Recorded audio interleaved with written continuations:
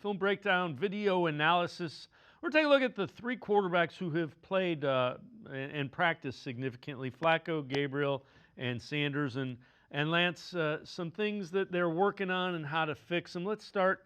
It was to nobody's surprise. You and I talked about it quite a while. Joe Flacco named the starter, but still things that he's working on and trying to get right. Take us through what we see here.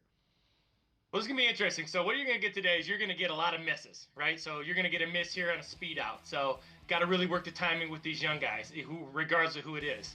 Then you're going to see just kind of a missed timing with Jerry Jeudy, a little bit behind him. And then he's down in the red zone. He's been a little bit slow in the red zone, but he's really working on it again.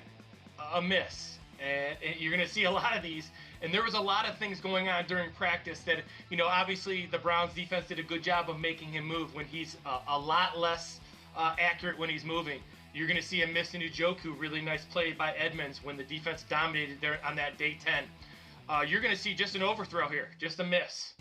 And then, obviously during this 2-minute drill, they covered very well. A lot of miscommunication on these corner routes with Finn and Njoku. Then you got a screen where he just threw it away. And as you're watching these, Flacco is a guy who has to be in rhythm. He's a guy who has to have a clean pocket. And the point of this is you can see that's a lot of times during camp that just didn't happen. You're going to see a corner right here to Shamari Thrash. It was way off.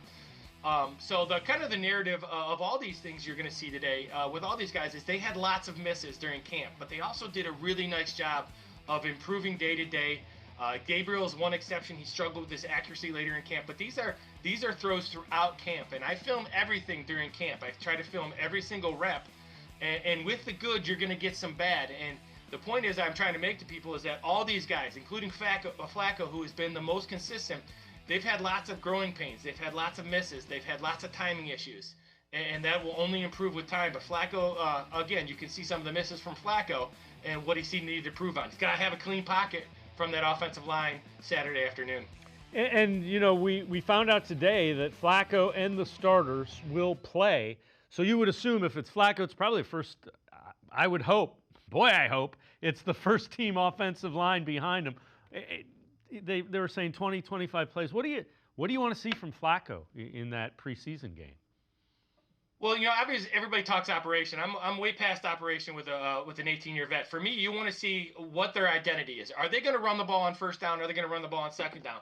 But more importantly, what are they going to do in third and long? I think one of the keys this year is when the Browns get in third and long, do they protect the football?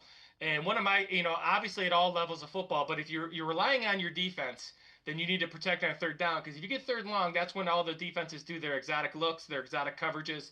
So what is their identity? And then can they stretch the field a little bit vertically? And how are they going to get Fannin involved? And how are they going to get Njoku involved? And what personnel groups are going to use? And what run scheme? So I'm looking forward to those first 25 plays, charting those first 25 plays, and that should give you a pretty good idea of at least what they think their identity is going to be.